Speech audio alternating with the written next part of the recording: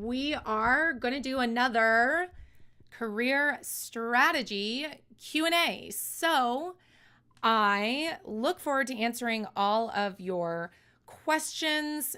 We've been doing a lot of these recently, and the response has been pretty awesome. So I wanted to continue doing these Q&As so you can get your questions answered.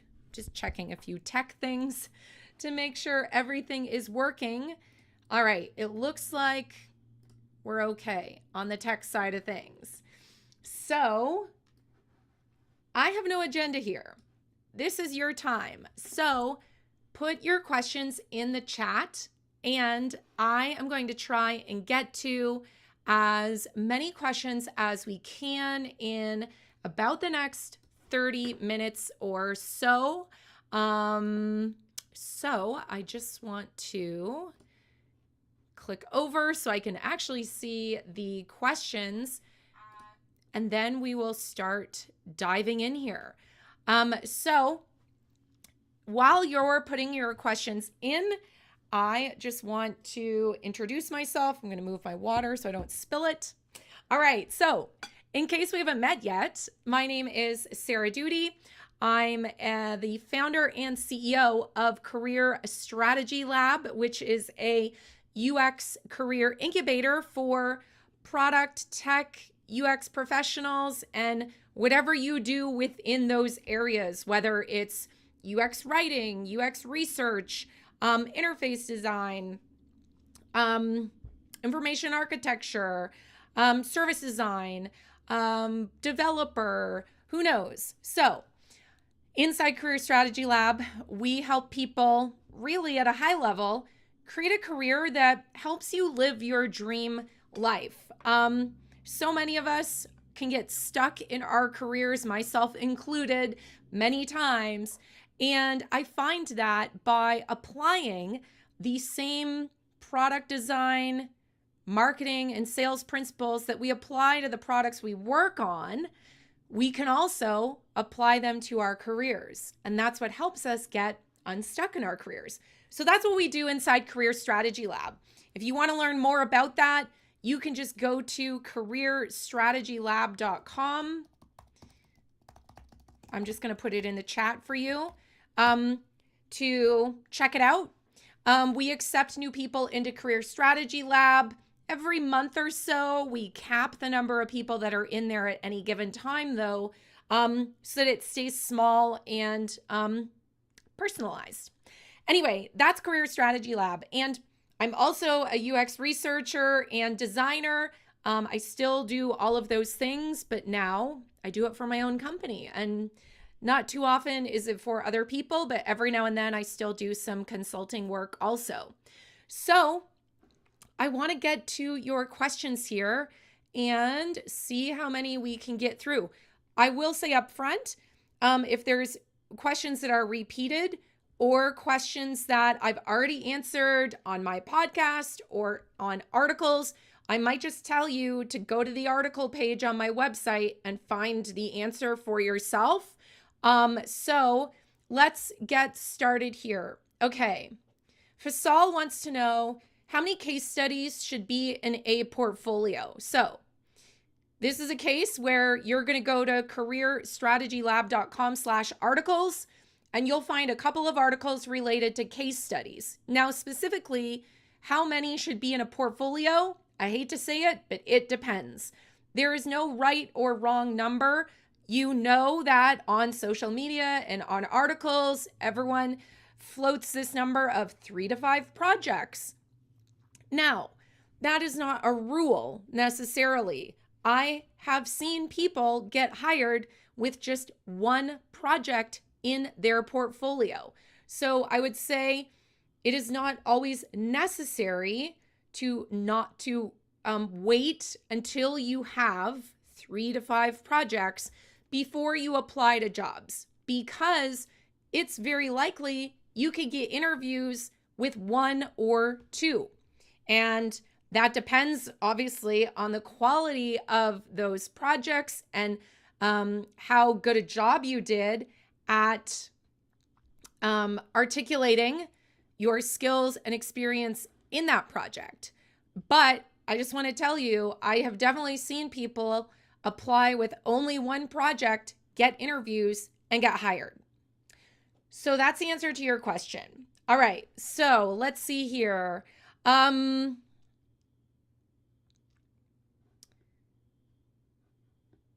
What do I recommend for a brand new product designer? This is from James. All right, this is a little vague. So a tip for all of you writing questions, the more specific your question is, the easier it is for me to help you. So I don't really know what you mean by recommendation for a brand new product designer. If you mean get hired, develop your skills, create a portfolio, I don't know. So I'm just going to kind of generalize here.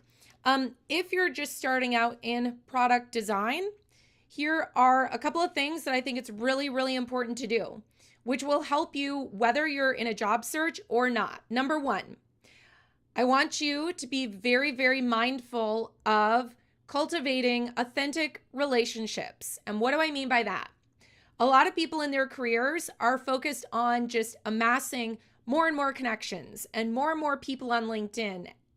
And what is the point of having thousands of connections on LinkedIn if no one actually knows you, right? Because the point of having a network is to be able to reach out to them and actually have them reply to your emails, right?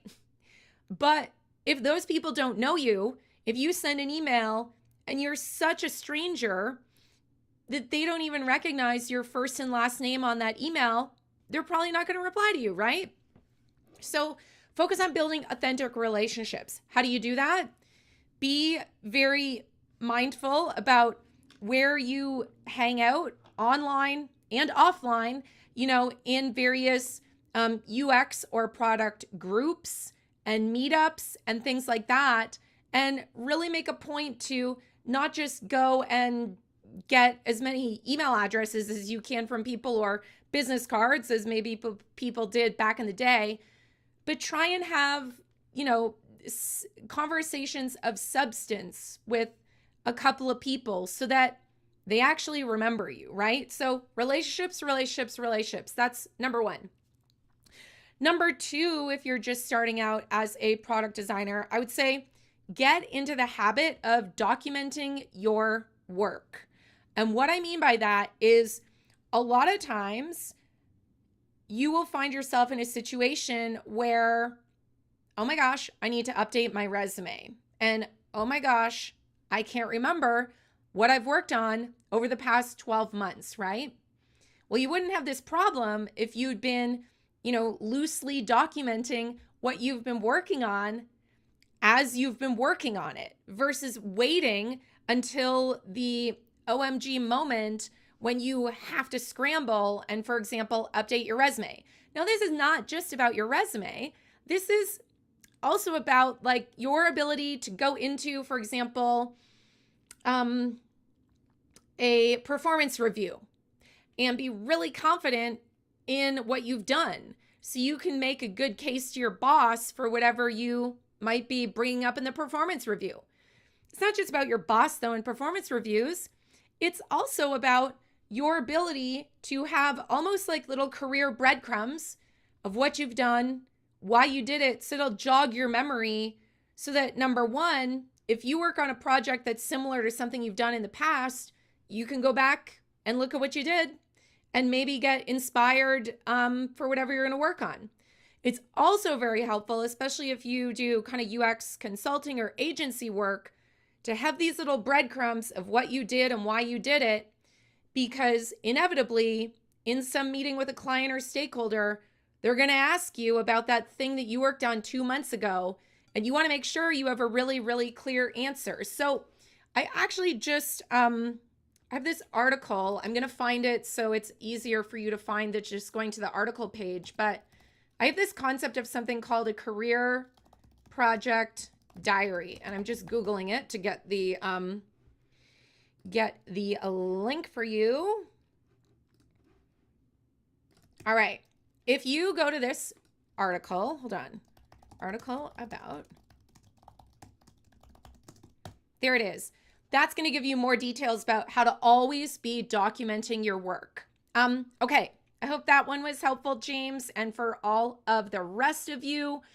The other thing I would point out as I'm glancing over some of these questions, you guys are asking a lot of questions that are Googleable. So I would remind you that it's really, really valuable to ask kind of more specific questions. So if you want to know, for example, what should I include in a portfolio? What should be in a case study? Okay, valid question. There's also a ton of information out there. And I think if I asked you, can you refine that question a little more?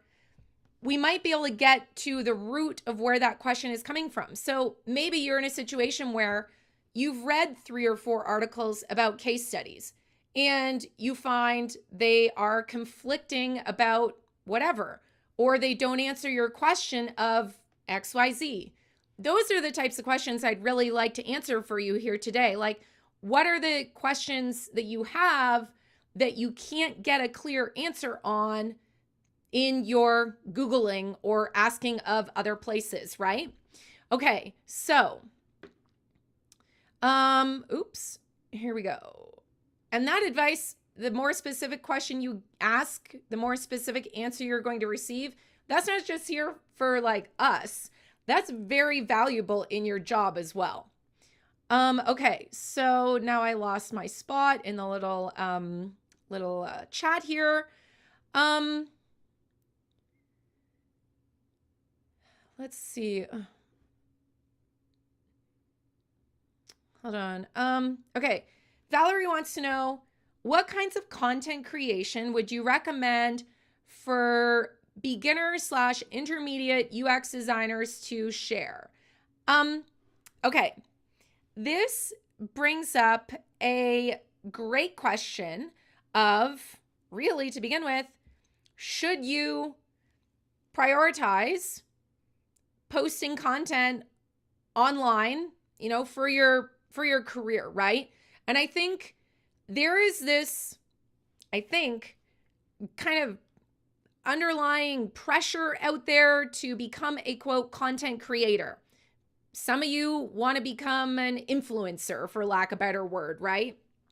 And on one hand, yes, it can be very valuable to share your ideas, what you're learning, because that builds your confidence, right? Just putting yourself out there builds your confidence. It also helps refine your communication skills, because to write a really great blog post or write a great LinkedIn post, communicating your ideas helps you not just communicate for the sake of creating content, but it helps you communicate in general.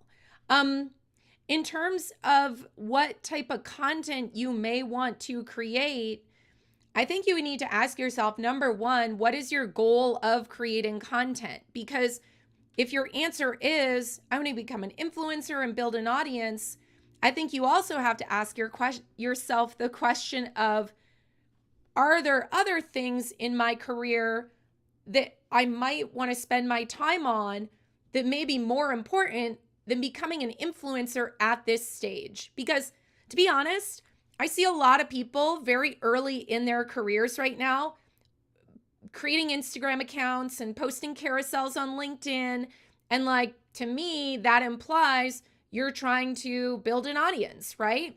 But I think if you're very early in your career, is your goal, or should your goal be to build an audience?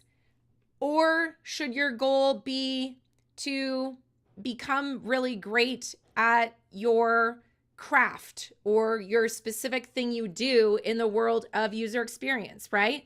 Now, that's not to say if you're a researcher and you are posting content about research, that's not helping you, develop your research skills. But the point I'm trying to make is that every hour you spend creating content and writing a post or making a Instagram carousel or something, that's an hour that you could have spent doing other things. And I can't answer this question for you. You really have to think critically about, what are my goals creating content?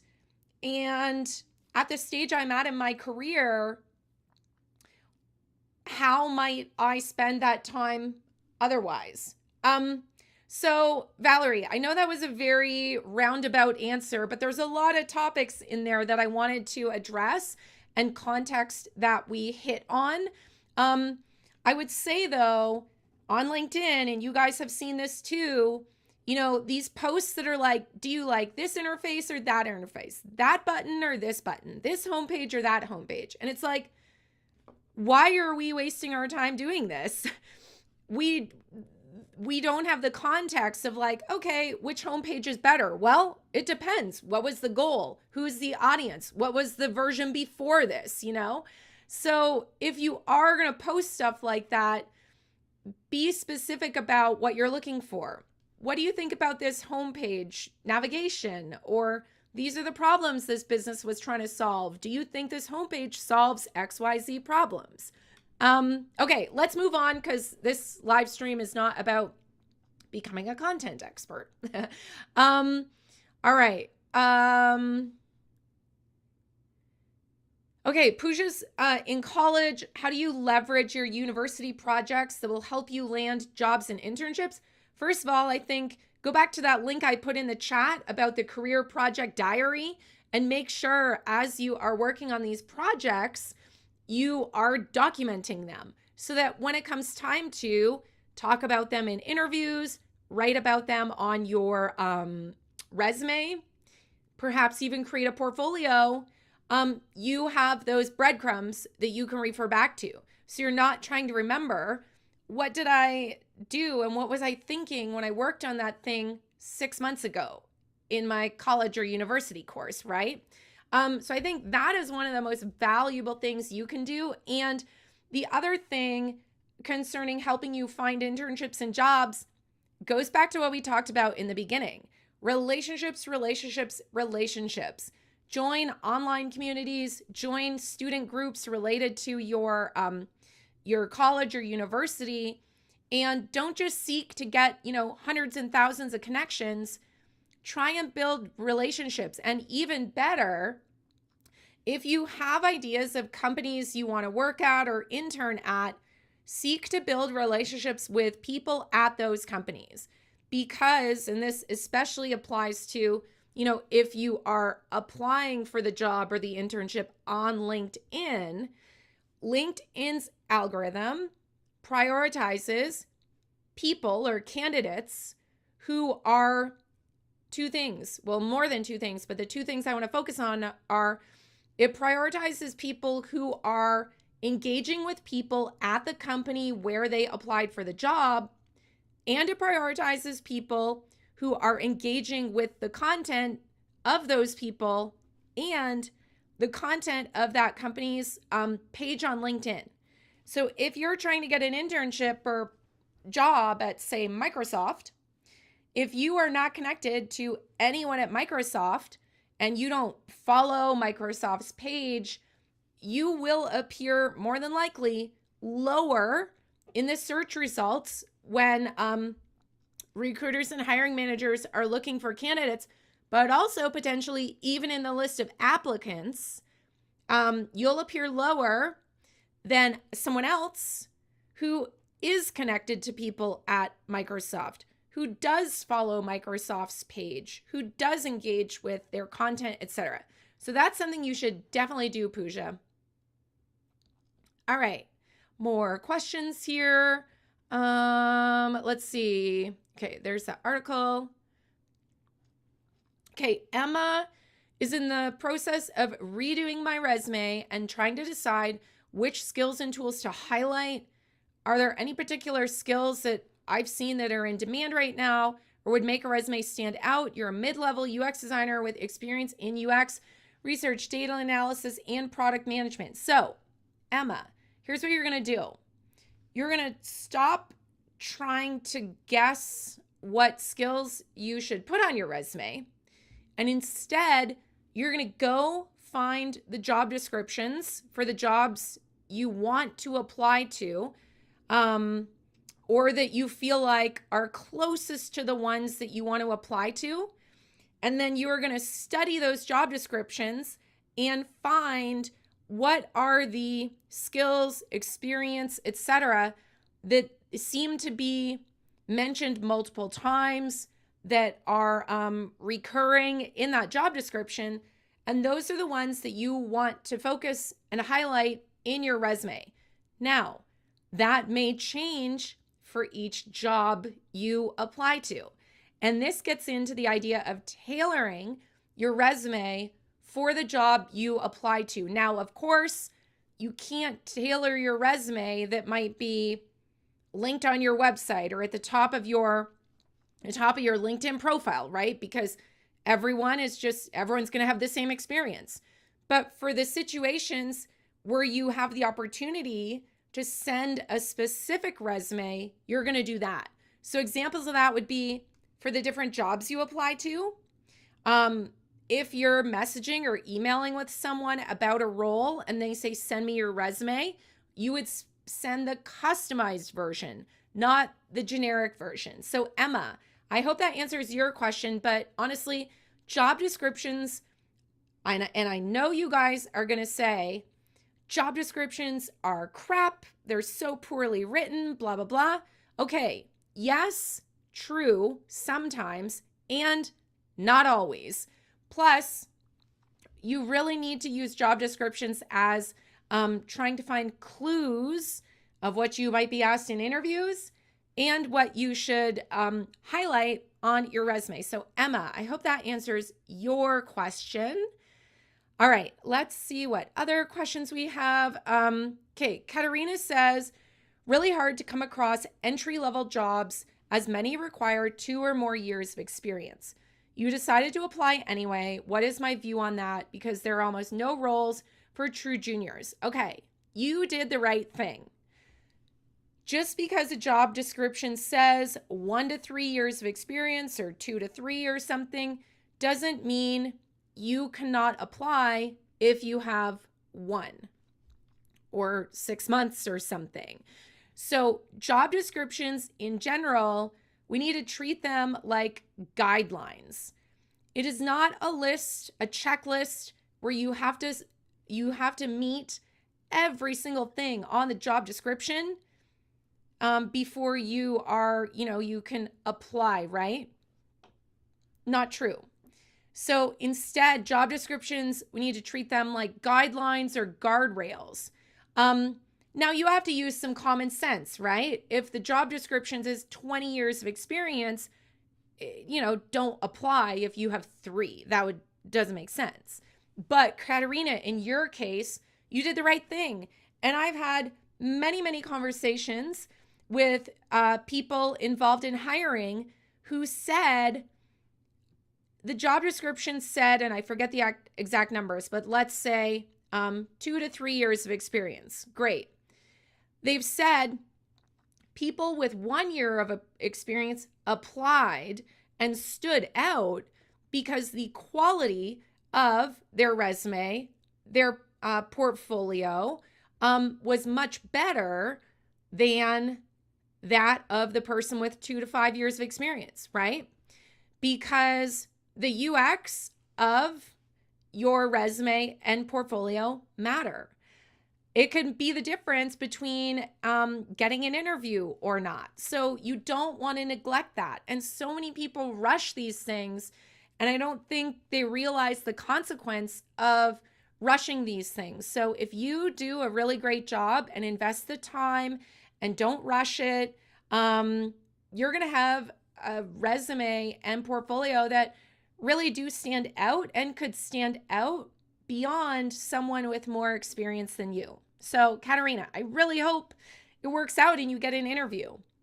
All right, let's see. All right, oops. Let's see. Some of these are repeats, so I'm skipping over them. Okay, Bailey said, how do you make yourself stand out when there are hundreds or in some case thousands of other applicants? Even when reaching out to employers at the company, you get ghosted. Okay, this brings up a big topic which we can't cover in detail today, and it's another thing that you could probably Google if you want to go deeper in it. But when you see a job on LinkedIn and it says 400 or 800 people applied, that number is not exactly true. So that number could be people that clicked on the button apply. Now, maybe they didn't fill out the whole application. Maybe they filled out half the application and left. So other people have written articles about this. So if you Googled, accuracy of applicant numbers on LinkedIn jobs or something, you might find some of those posts. But that's kind of thing number one that I want you to really recognize, Bailey, because I think a lot of you see these numbers, get freaked out, and you're like, oh my God, every job has hundreds of applicants. How am I going to stand out? Those numbers are not accurate. So don't let those numbers scare you. How do you stand out? You do kind of what we've been talking about today, right? Go back to relationships. If you're applying for a job at Amazon, you want to go follow Amazon's page on LinkedIn. You want to comment and engage with people who work at LinkedIn. Ideally, be connected to a few of them too. Also, in terms of your resume, LinkedIn profile, and your portfolio, you want to make sure that those number one are not scratching the surface. And I say this almost every time we do one of these Q&As, but the number one mistake people make is their materials sell themselves short because their materials only say what they did and do not say the details. Meaning, what did you do, but also why did you do it? How did you do it? What happened? Who did you do it with? Did any problems come up? Things like that. That will help you stand out far, far more because so many candidates only say what they did. And you can know if your resume might be making this mistake of only talking about what you did if it sounds like a job description. Meaning, if it kind of sounds like a bunch of responsibility bullet points, right? I was responsible for wireframes. I was responsible for research. I was responsible for a design system. Okay, responsible for a design system or creating the design system tells me nothing. Sure, it tells me you did a design system, but what was it for? How big was it? What tool did you do it in? Did you do it with any other people? Through creating the design system, did you help, increase consistency or decrease development time or other things, right? Big difference between just saying I was responsible for versus giving us examples and details about those things. So I hope that answers your question, Bailey. All right, we probably have time for 2 more questions. So let's see here.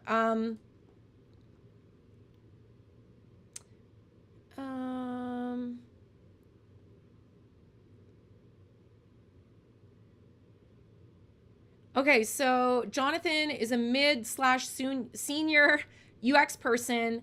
How do you make the jump from UX to product designer? And do you think this is a wise pivot? So yeah, we are seeing these job titles on job descriptions of UX designer and product designer, and I don't have hard data on this.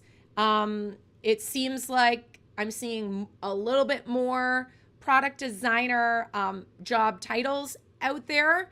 I think you have to ask yourself, is it really truly a pivot or is it just a change in job title, Jonathan? Because if you're a mid or senior level, to me, product designer, and again, every job description is different, so you have to read the job description.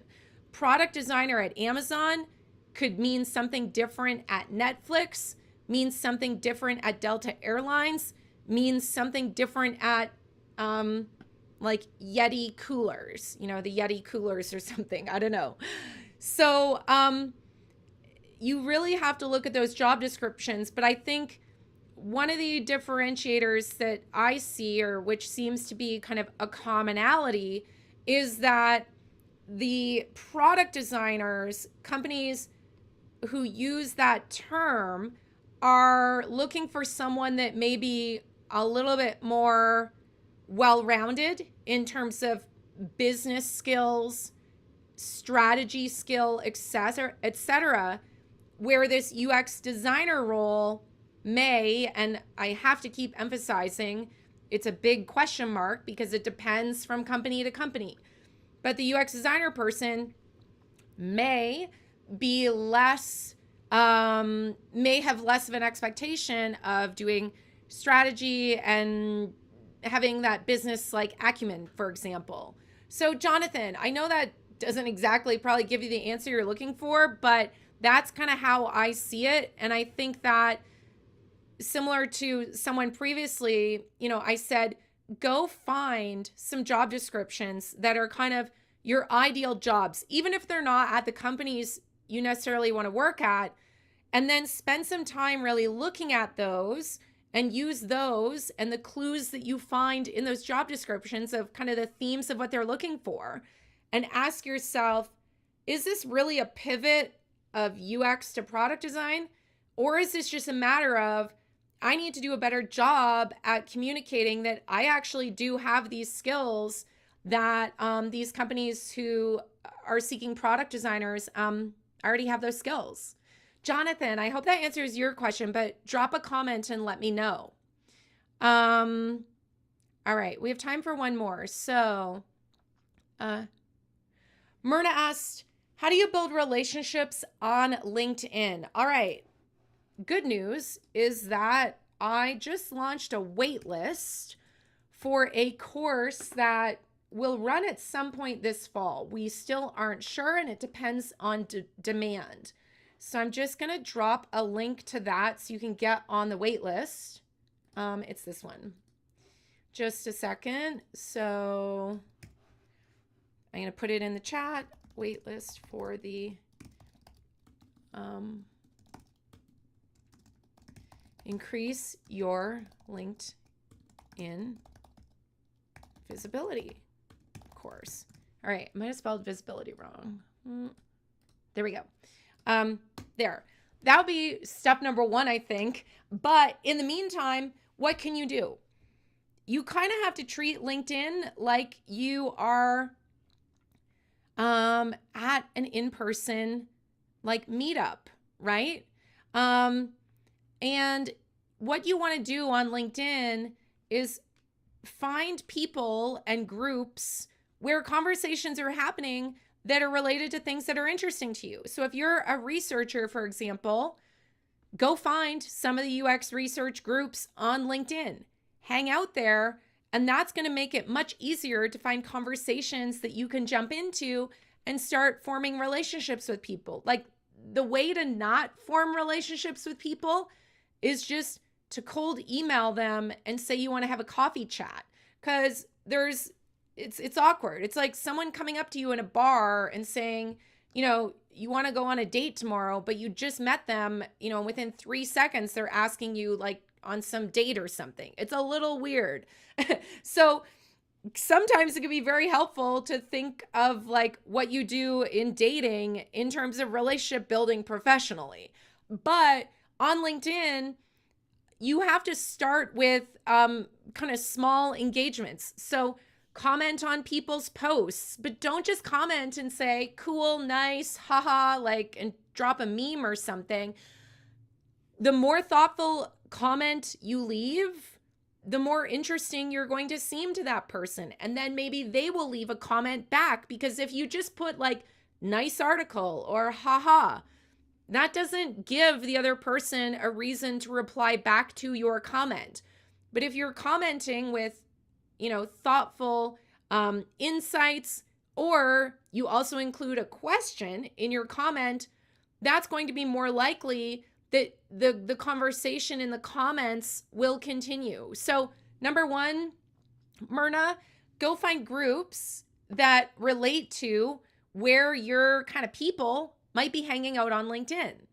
And then number two, when you do find conversations or posts that are interesting, leave a thoughtful comment. Don't just be lazy with these 1 or 2 word answers, because like, think of it in real life, right? If you're having a conversation with someone and you're just answering with cool, huh, neat, whatever, the conversation is dead.